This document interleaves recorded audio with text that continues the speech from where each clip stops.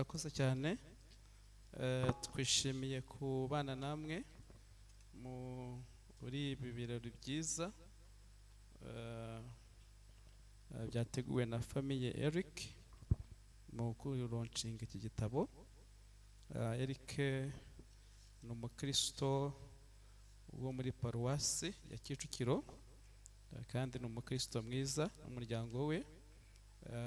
Rero atugezeho icyo cyifuzo cyo kuza kwifatanya namwe byatunejeje cyane. Yesu abamugisha, turabishimiye. Hanyuma nagira ngo dusome ijambo ry'Imana, hanyuma turivugeho mu kanya gatoya, tuvuge no kuri iki gitabo ko twagize umwanya wo kugisoma. Turasoma muri Zaburi 139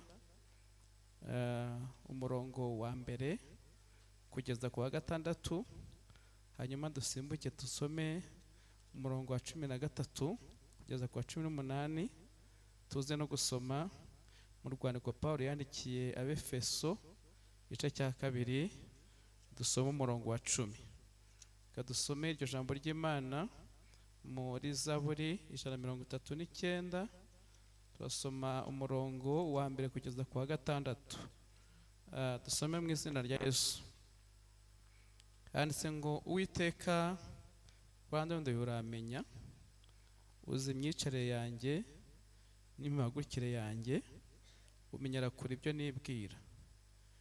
Ujya urondora imigendere yanjye n'imiryamire, uzi inzira zanjye zose. Kuko ijambo ritaraba ku rurimi rwanjye, uba umaze kurimenya rwose Uwiteka. Ungose inyuma n'imbere, unshyizeho ukuboko kwawe. Kumenya ibikomeye bityo ni igitangaza kinanira kurasumba, sinabasha kukugeraho. Umurongo wa 13. Kuko ari wowe waremye ingingo zanjye, wanteranirije mu nda ya mama. Ndagushimira yuko naremwe uburyo buteye ubwoba butangaza. Imirimo wakoze ni ibitangaza, ibyo umutima wanjye ubizi neza. Igikanka cyanjye ntiwagihishwe, ubwo naremerwaga mu rwihisho, ubwo naremesherezwaga ubwenge mu byo hasi y'isi. Nkiri urusoro, amaso yawe yarandebaga. Mu gitabo cyawe handitsemo iminsi yanjye yose, yategetswe itarabaho n'umwe. Mana, erega ibyo utekereza n'igiciro kuri nge, erega umubare wabyo ni mwinshi. Nabibara biruta umusenyi ubwinshi. Iyo nkangutse turacyari kumwe. Amen. Dusome mu rwandiko Pawulo yandikiye Abefeso igice ni cya 2, turasoma umurongo waho wa 10. Rwandiko Pawulo yandikiye Abefeso igice cya 2 umurongo wa 10. Haranditse ngo, kuko turi abo yaremye, ituremeye imirimo myiza muri Kristo Yesu, iyo Imana yiteguriye kera kugira ngo tuyigenderemo. Amen. Haleluya. Nifuje ko tuganira kuri aya magambo, nta ntego ivuga ngo turabe Imana. We are the product of God. Haleluya. Imana ni an entrepreneur. Imana ya conserve existence of all things. Yatekereje kubaho ku bintu byose. Ntago ndaza kwinjira cyane mu kurema, ariko mutekereze Imana ibanza gushyiraho ibintu byose, igashyiraho izuba, isi, kwezi n'inyenyeri byose tubasha kubona. Imaze kubishyira byose ngo reka tureme umuntu agira ishusho yacu, ase natwe. Irongera ngo batware, imuha authority, batware isi n'ibirimo byose. Nigeze kubaza abantu, iyo dushingiye umukobwa n'umusore, ese byashoboka ko bagera mu nzu bakavuga ngo rero tugiye kurema akana kazavuge gafite metero 1.5, kazavuke kirabura, kazavuke gafite amaso ameze gutya, kazavuke ari agahungu cyangwa ari agakobwa? Nta numwe ubasha kubikora. Cyokora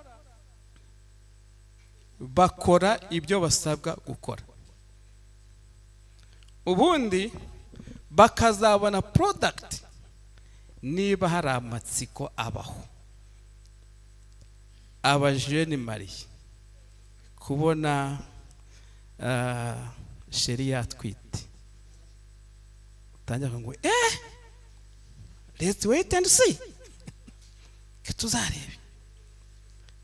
Amezi agera muri 5 cyangwa 5 atinda kugera ngo bajye kubaza ati turebe nagahungu nagakobwa,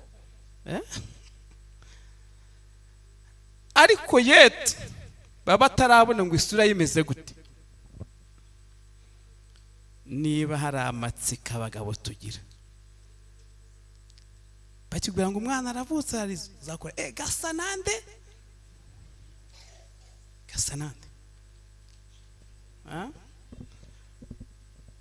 ibi rero Dawidi yavuze aravuga ngo Uwiteka warandondoye uramenya, uzi imyicarire yanjye n'imihagurukire yanjye, ngo ungosi imbere n'inyuma. Avuga ngo ijambo ritaraba ku rurimi rwawe bamaze kurimenya Uwiteka, utaravuga utaragira utekereza Imana bamaze kukimenya. We are the product of God.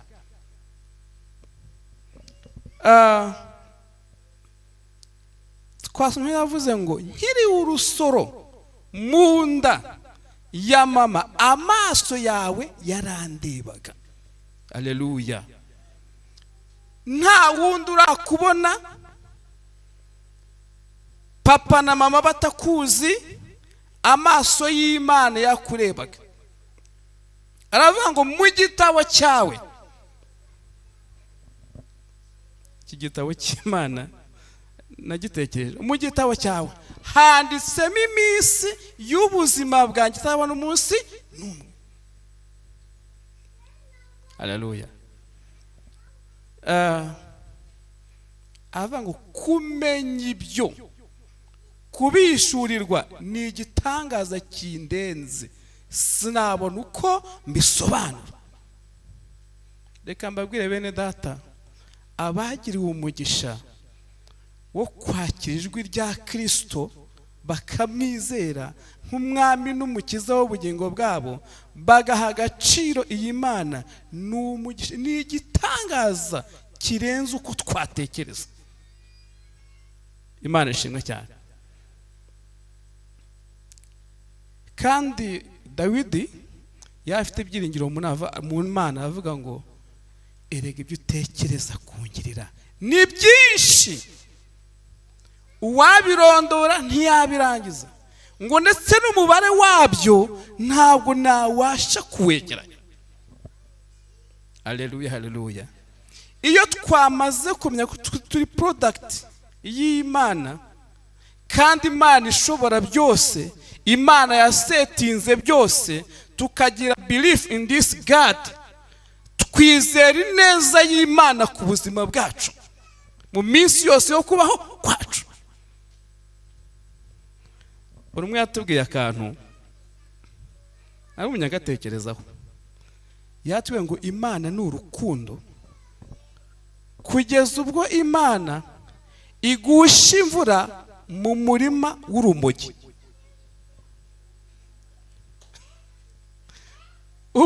Urumogi ni ikiyobyabwenge rurangiza, ariko iyo Imana igushije imvura mu murima w'ibigori n'urutoki ntago irizava mu murima w'urumogi.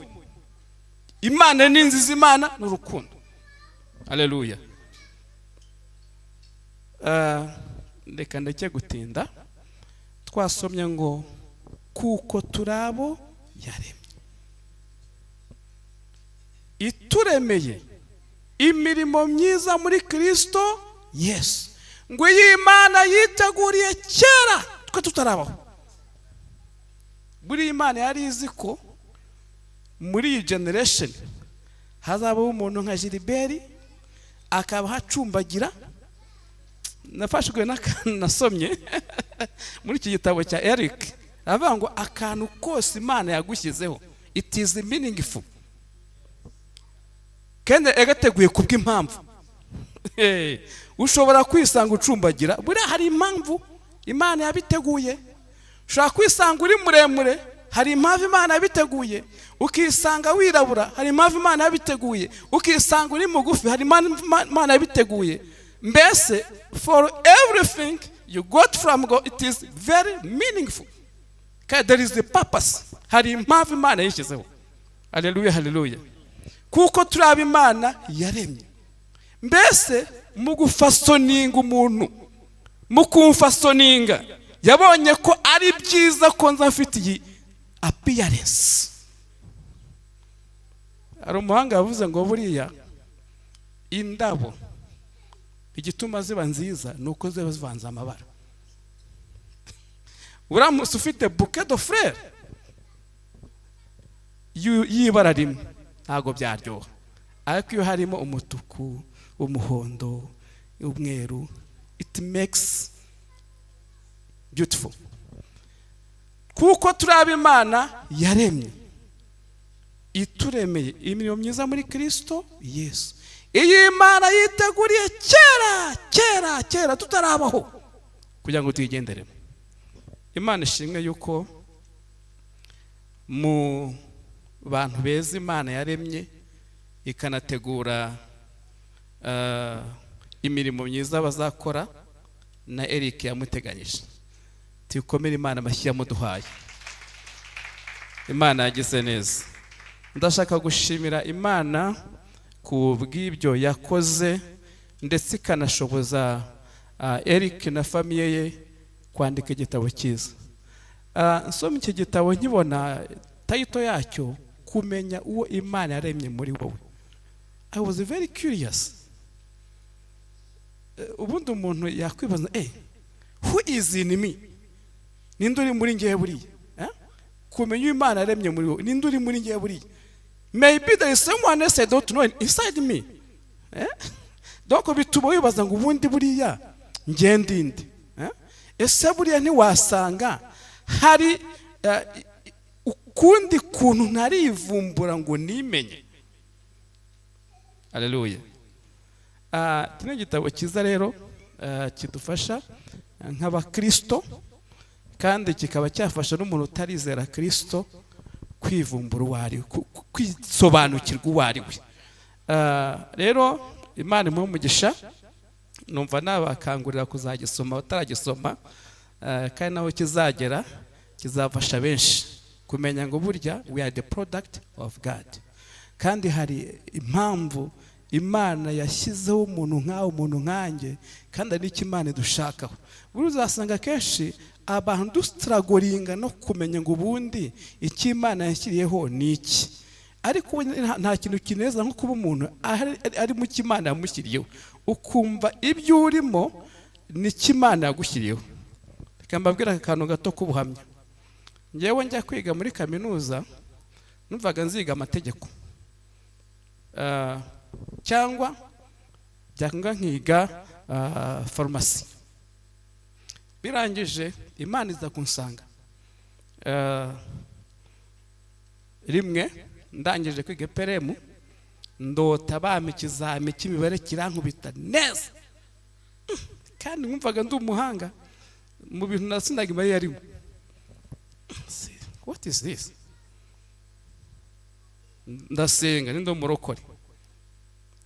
Nyuma y'icyumweru inzozi ziragaruka, bamisamiye kirango bitandatu imibare ntabwo nzi byari byo petetre ko kaminuza ntakiyize byarangiye rero Imana ikoze change y'ibyo natekerezaga sinakunda ng'indimi byarangiye nizi ndimi uburezi bw'indimi français anglais muri kaminuza kandi nza kubona umugambi w'Imana rero Imana idufashe hari ibibazo 70 ya setinze bifasha umuntu kwisobanukirwa uwari we akamenya uwari we Imana izabafashe mu gisome mwisobanukirwa uwari we Imana igwe umugisha kuko turabo yaremye ituremeye imirimo myiza muri Kristo Yesu iyi Imana yiteguye kugira tuyigenderemo ikambabwiye ngo umuntu yamaze gukizwa abarimo yinjira neza mu mugambi w'Imana abarimo asobanukirwa neza iyi Imana yamuremye n'icyo yamushyiriyeho Imana idushoboze mu izina rya Yesu